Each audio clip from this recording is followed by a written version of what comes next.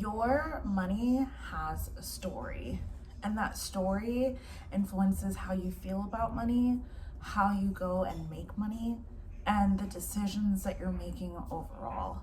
You've all seen those videos that literally go through people's finances, or sometimes creators have paid transparency and they show you exactly how they're spending their money. And the comments come flooding in where people say, that's too much money on this, too much money on that. All of that is just a story. And the ways in which people were conditioned, raised, influenced to think and feel about money.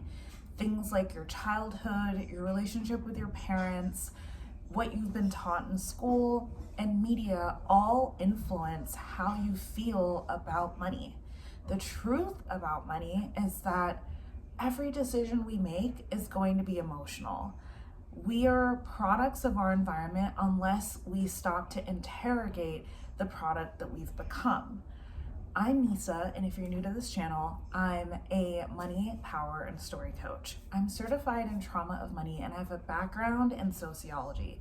I've lived many lives with careers in hospitality, tech, and running my own creative agency.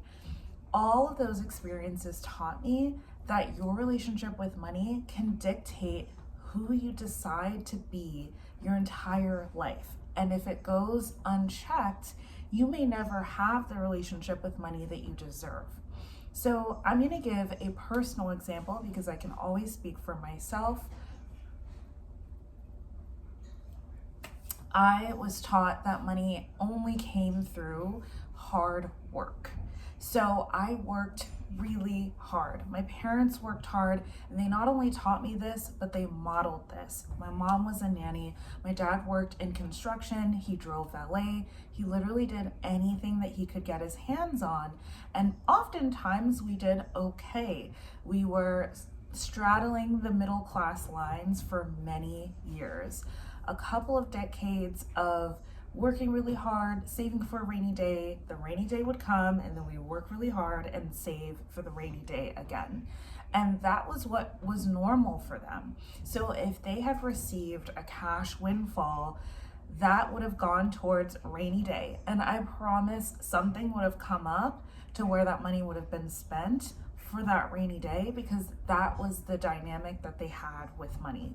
We can look at the systematic issues that were going on in Jamaica, which is where we're all from, to what led to that belief, but that belief created those actions.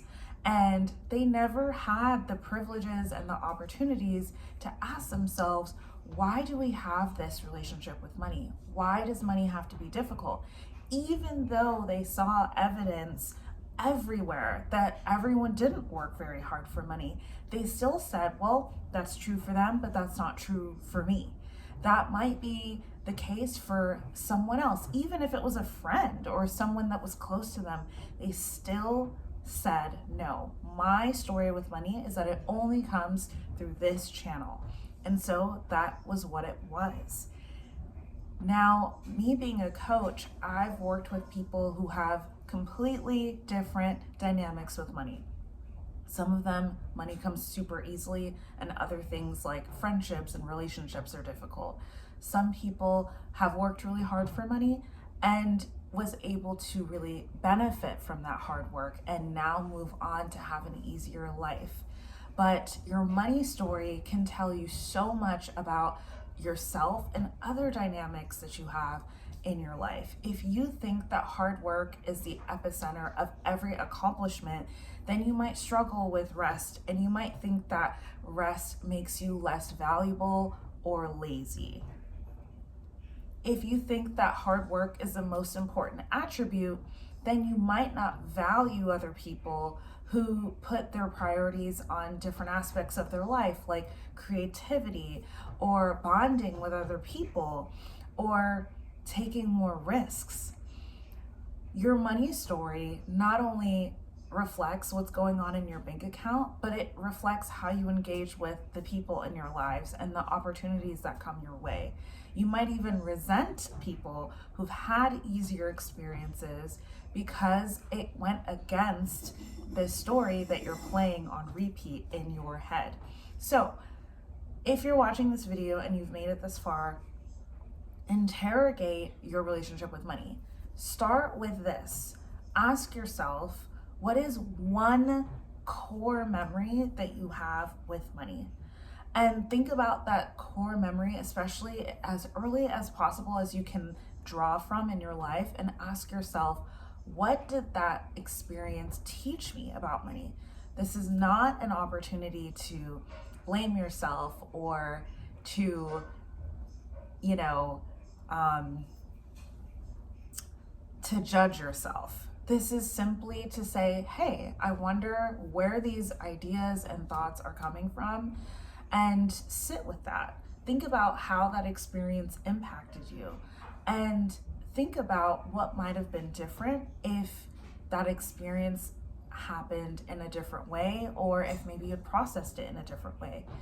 This is an opportunity to just open up and dig into your thoughts. So remember to be kind to yourself and to stay curious about these stories. I'm going to be making more long format videos about our relationship with money.